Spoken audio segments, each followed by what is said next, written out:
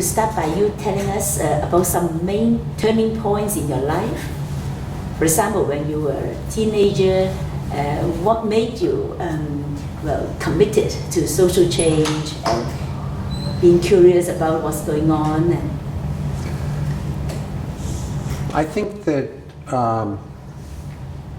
it's very interesting thinking about being a teenager.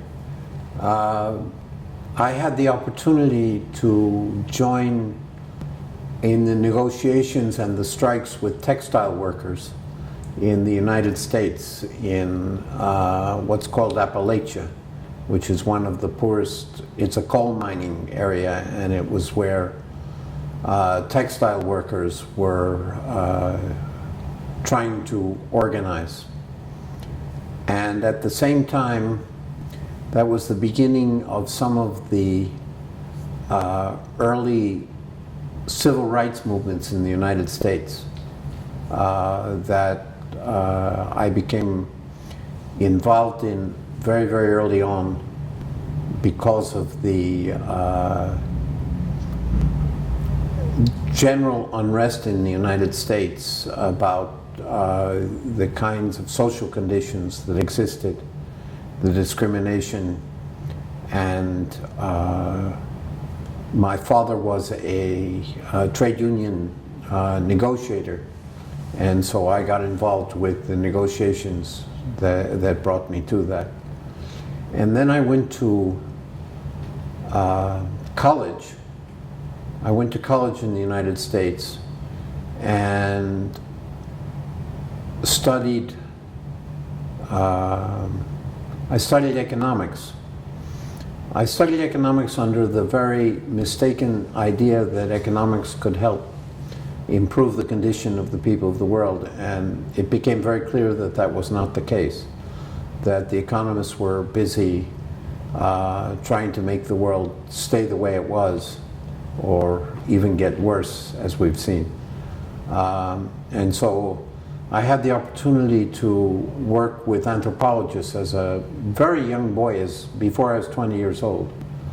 And at that time, I met some very, very extraordinary thinkers because I was in New York at Columbia University, and New York was a very, very important place for some of those thinkers. There was a school called the Monthly Review School, and they had something called a brown bag lunch every Wednesday, where anyone could walk in and talk. And it was there that I met first a man by the name of Paul Boran, who wrote a book with Paul Sweezy, who was a great US Marxist thinker.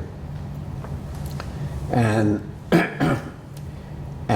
Paul Boran, among other things, was very important because he was one of the first people I met who visited Cuba after the revolution. And Paul Boran had an important influence on my life. And another important thinker who had an influence on my life was a man by the name of Albert Hirschman, who was very well as an economist, as a development economist, but he always thought of development as a way of trying to improve people's lives rather than trying to make countries more powerful. And he always thought about signals from below rather than policies from above. And then I had another really very, very important experience. I went to Peru in 1961 when I was, again, this is all before I was 20 years old. And I went to Peru to a mountain community at 4,000 meters above sea level. And when I was there, I lived in that community as a college student for 3 months, and had the opportunity to help them organize a cooperative, which in Peru at that time was unheard of. And these were Quichua Indian, peasant Indians. And as a result of that, I learned a lot about a very, very important lesson, I think, and that is that the indigenous people knew a lot more than my teachers had told me that they might be able to know. But more importantly, they had a clear idea of how they wanted to live and how they wanted to develop. And they were clear that if they were able to organize their own communities, they could live a much better life than the way in which the system, the Peruvian nation, was allowing them to live. And I think that was the most important lesson I had when I was, before I was 20. And then I got to be 20, and I went to Mexico. And when I got to Mexico, that changed my life completely. It was really quite something, because I went to Mexico. I was, as a really young person, I went to a Mexican community, an indigenous community. And for reasons that we don't have time to talk about, I met a former president of Mexico. His name is Lázaro Cárdenas. Lázaro Cárdenas was the president of Mexico in the 1930s.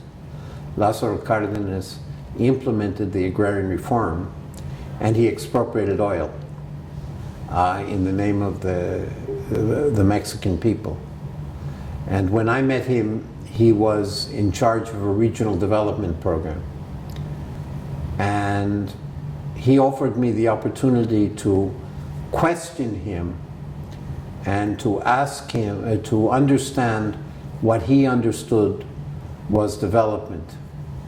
And he gave me the opportunity to think about development in a completely different way.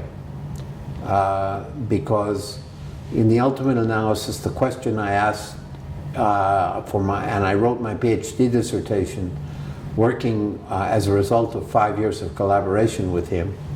I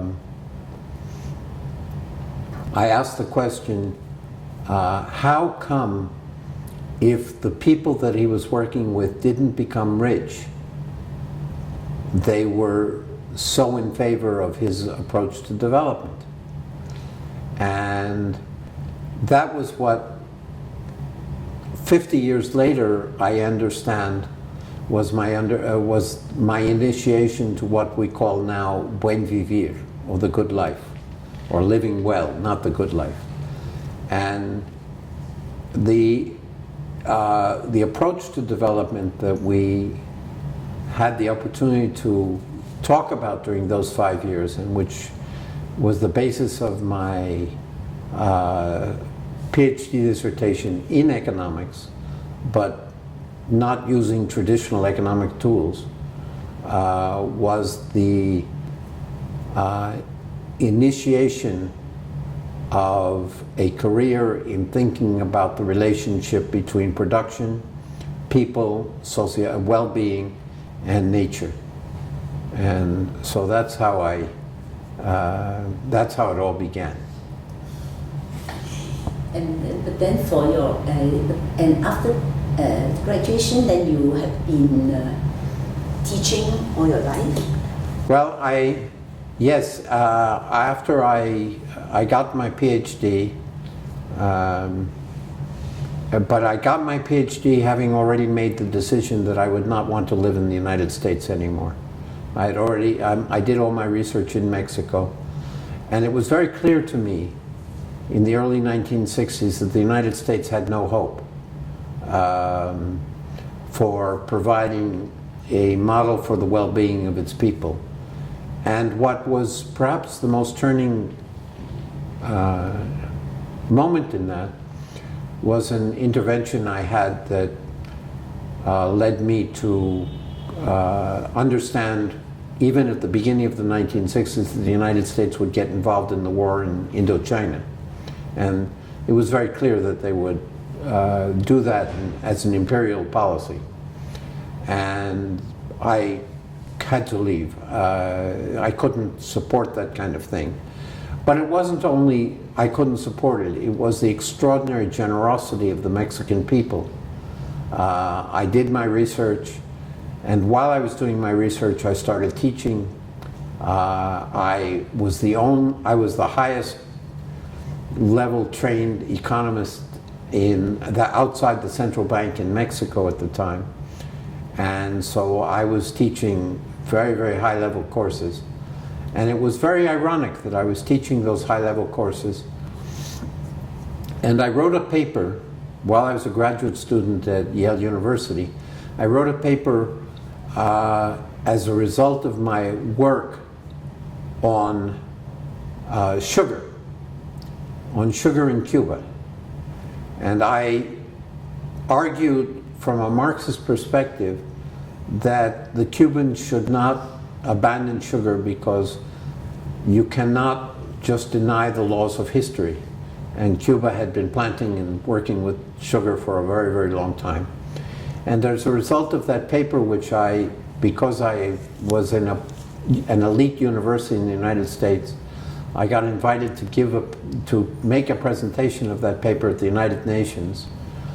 And the vice president of Cuba invited me to go to Cuba, and I began what was a 10-year relationship of giving a course in political economy in Cuba, using the principles, as I understood it, of political economy, and in the Faculty of Economics during the 1960s, and we got involved in discussions with the top leadership of the people in Cuba. And I went there, but I went there from the perspective of being already a resident in Mexico. So I didn't have the political problems that I might have had I been a resident in the United States. And I worked with the Mexican progressive community during the 1960s, and was able to work on what became a lifelong passion, and that is the extraordinary role of the peasantry and the potential of the peasantry to undergird, to sustain a country's well-being. And that was a defining and a watershed part of my life.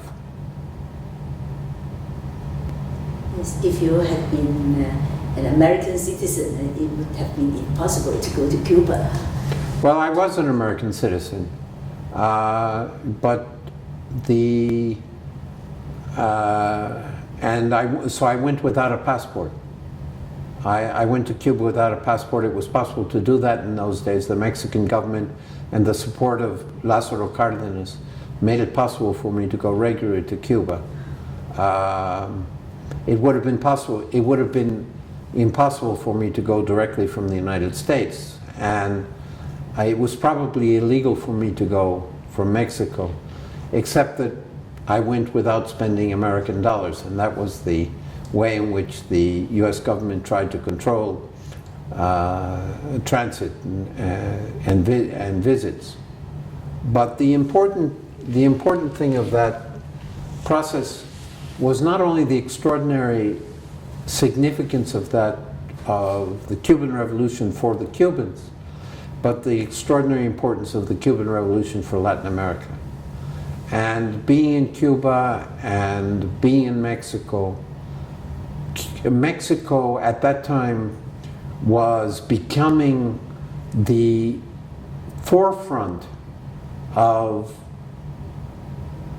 original thinking about development in Latin America. That was the time when Mexico was implementing what was called the Latin American School of Economic Development, which meant that we were not integrating ourselves into the country was not integrating itself into the world economy, that it was based on an inward process of industrialization with support for peasant agriculture, and of course also for agro exports.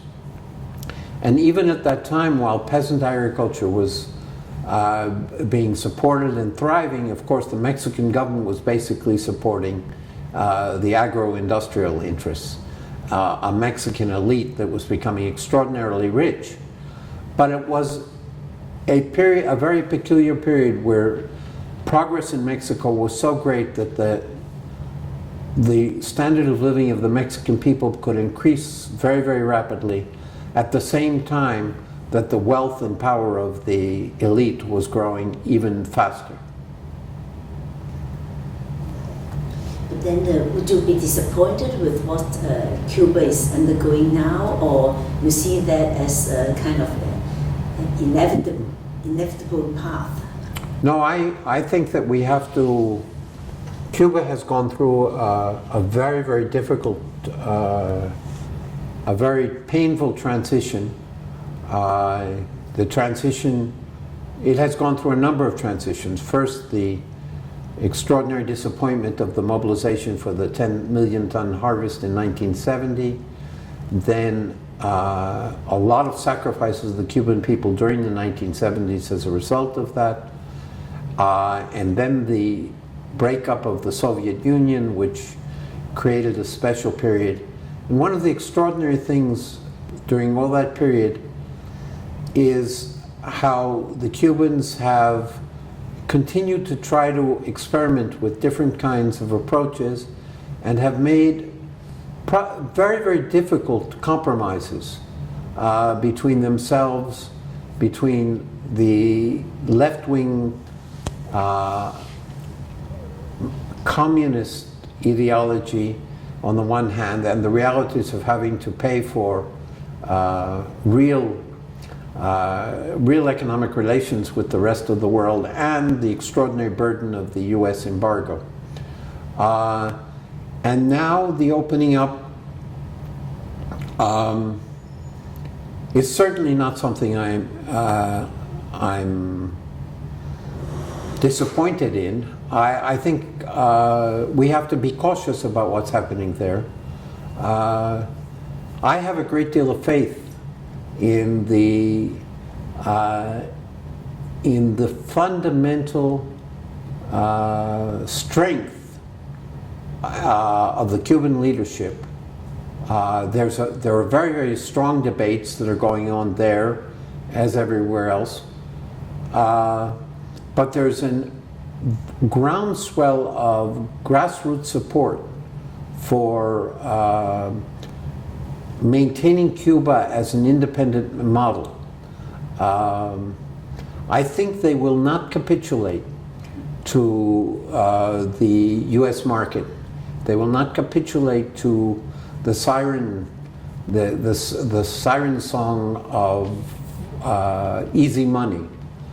And I think that there's enough of a memory and enough of an understanding of how extraordinarily polarized US society is that it won't be the pushover that the US capitalism thinks it will be to simply Americanize Cuba. I don't think that will happen quite like that. I think it will be very, very difficult. I think there will be lots of tensions. But I know enough people in the leadership to think that I think that they will work very hard to go a different route. But during this period, and going back to your original question, what was the impact of all this on me? I had the opportunity in the 1960s from my base in Mexico, not only to be in Cuba, but to go to Central and South America. And especially the changes that were taking place in South America were very, very important. I met some extraordinarily original thinkers, and I had the opportunity to remake contacts in Chile during the Unidad Popular, the Salvador Allende government in 1971.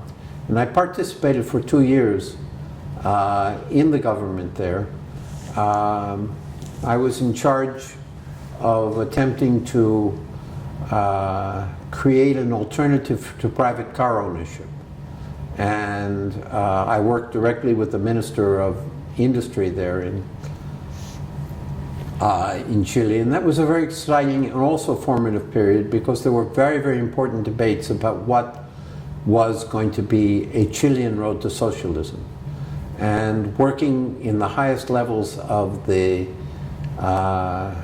Socialist Party in Chile about what's going on led to very, very important thinking about what were the possibilities. And of course, being in Chile during that period meant that I met many of the people who are actually on the board of your global university, of the Global University for Sustainability. I had worked with already Samir Amin, and I'd met Francois Houtard. But at the time I also had met Raúl Prebisch, Osvaldo Zunkel, Celso Furtado, many of the great Latin American-based originating thinkers that created what we still know as the Latin American School of Economics. And that was extraordinarily important. Of course, I had to leave Chile. Fortunately, my comrades, my boss in Chile forced me to leave Chile before the golpe de Estado. And I went to the United States to work against US imperialism in Chile, and spent a couple of years there. But that was enough to convince me I didn't ever want to go back to live in the United States. And so I came to Mexico. We founded what's called the Ecodevelopment Center. I'm a founding member of the university that I teach in, which is called the Universidad Autónoma Metropolitana. And I've been there now 40 years, more than 40 years. I'm a Mexican citizen. I renounced my US citizenship to become a Mexican citizen. And I've been thinking, creating the Ecodevelopment Center was extraordinarily important, because it was the first time that we were in Latin America thinking about the blending of the social sciences with a responsibility to nature. And that was really important. The initiative for that came from France. They created an Ecodevelopment, un centre d'Ecodevelopment in Paris at the Sorbonne in 1966, and the man who was in charge, who was the initiative for that, Ignacy Sachs, helped us form the center in Mexico. And we were on the leading edge of insisting on an analysis. We were never really successful in trying to stop degrading capitalism from advancing and destroying increasing areas of Mexico's extraordinary natural beauty and wealth. But we were always there with a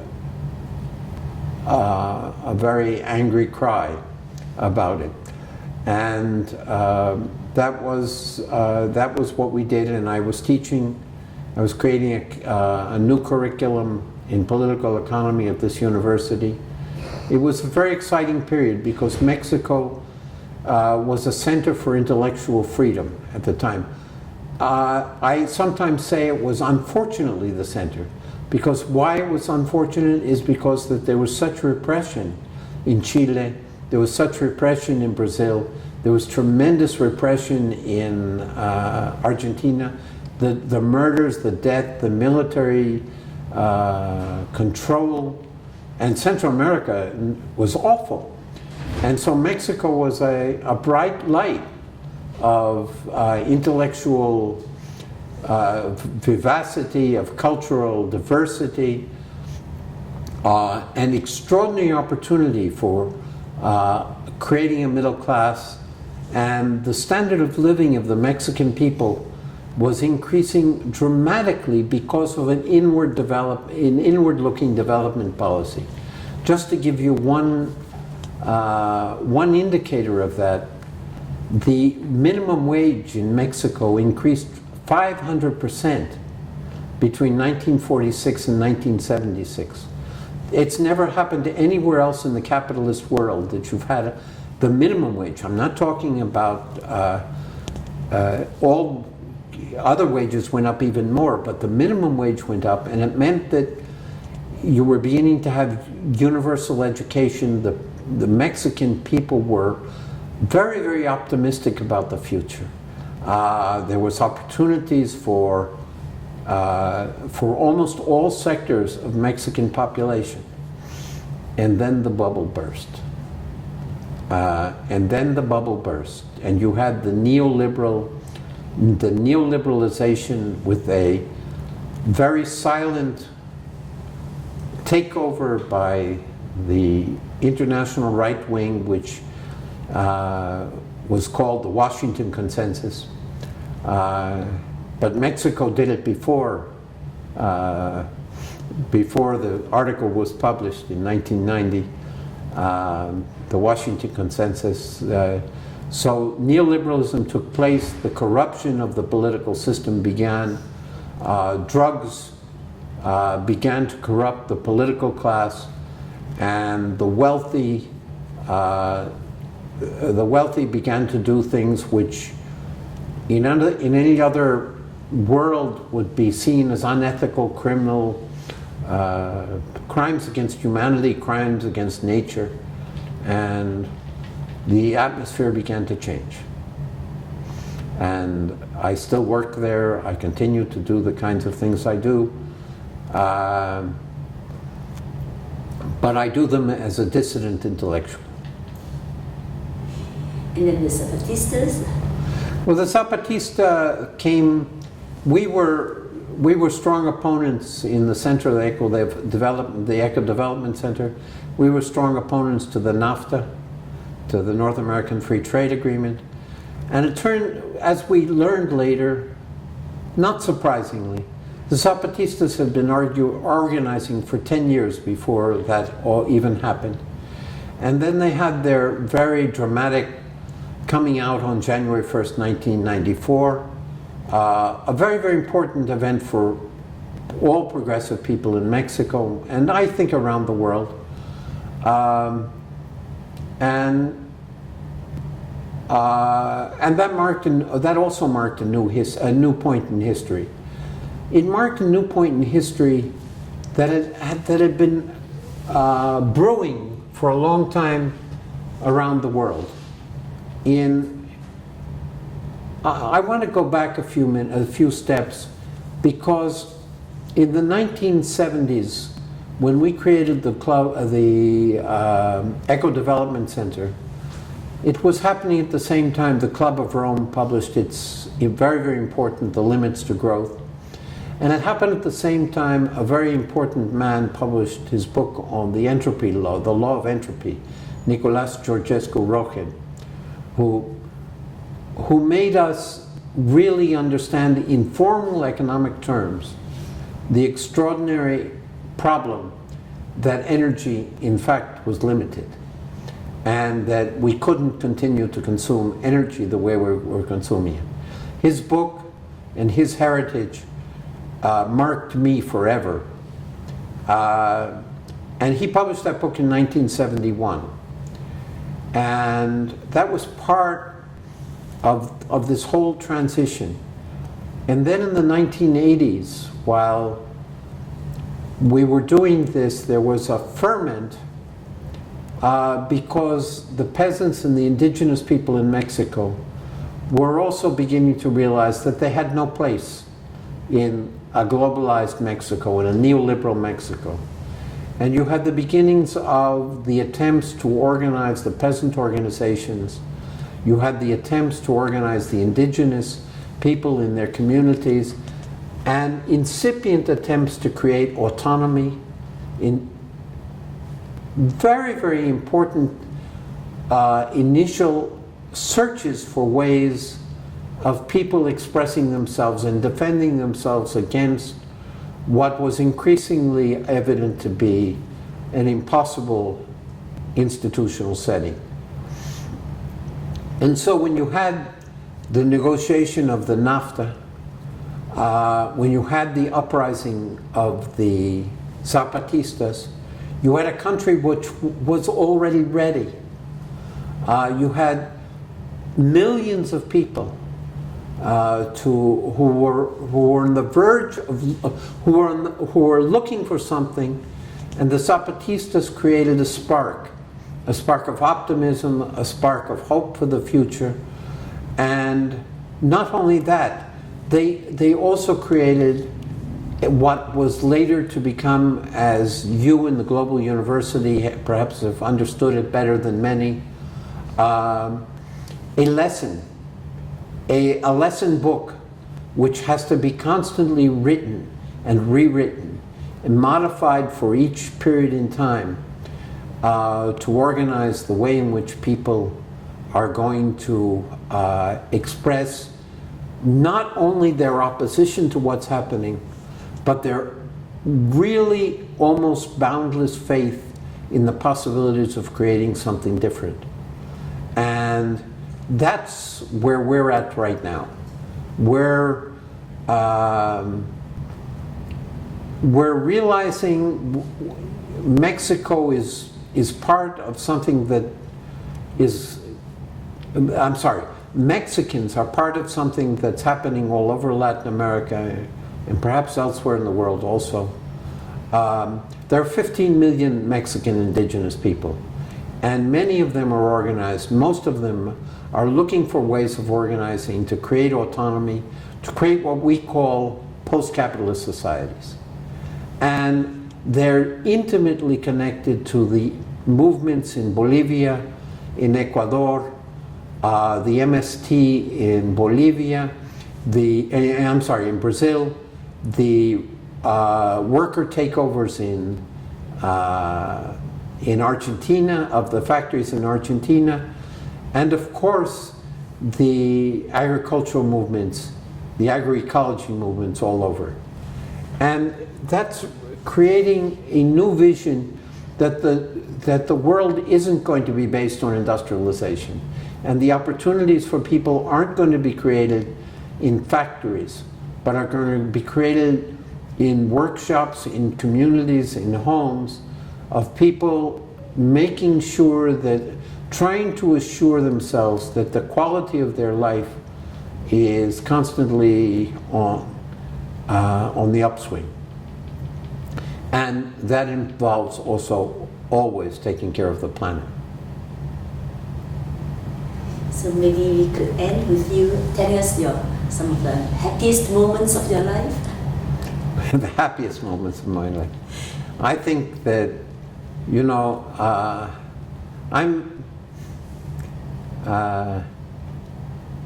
this year I'm celebrating 25 years of marriage with my wife, and perhaps understanding the 25 years of having brought up a group of Mexican children and now enjoying Mexican grandchildren, and even one little gringuito who's not so little anymore.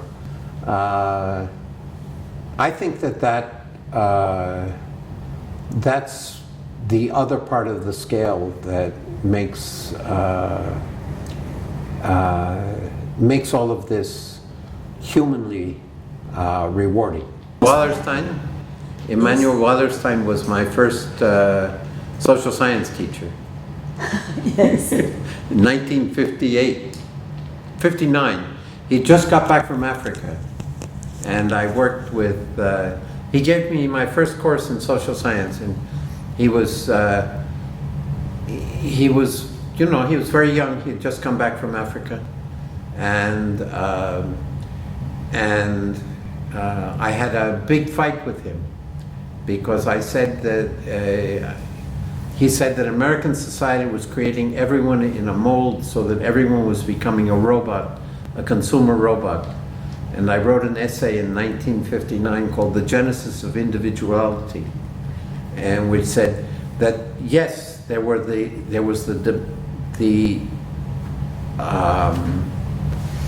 pressure for everyone to copy and everyone to be like everyone else, but the gigantic diversity that was available in the United States also gave the people to escape into their own little corners, and it was that diversity that was the only hope for the saving of the United States.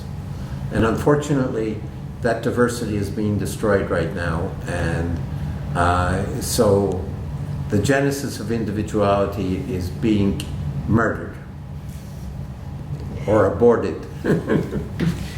Yes.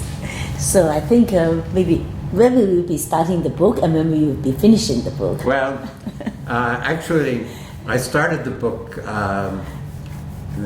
this past semester. I'm publishing a book of essays of mine, which is 30 of my maybe best essays that I've written over the past 40 years, and it's going to be published before the end of the year.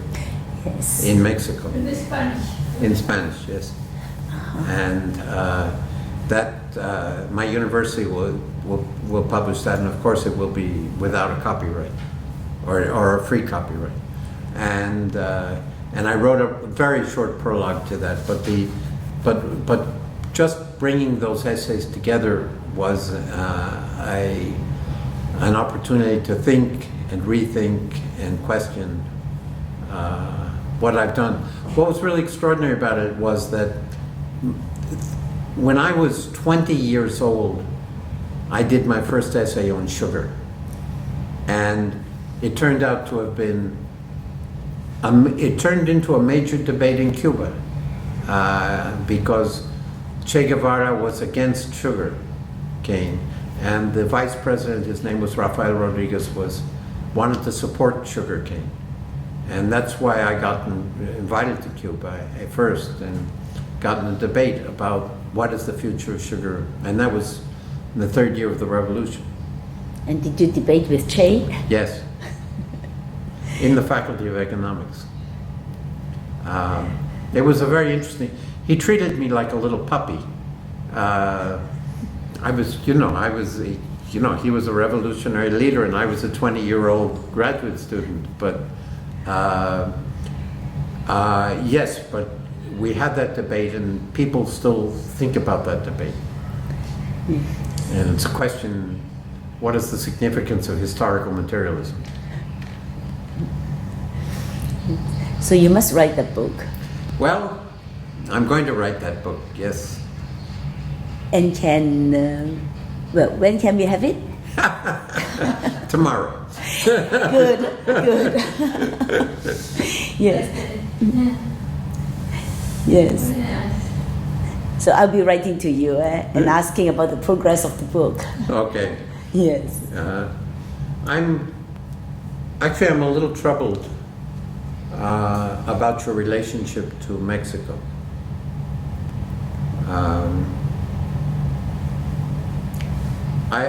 I don't know what kind of expectations you have created with Luis Lopez Llera.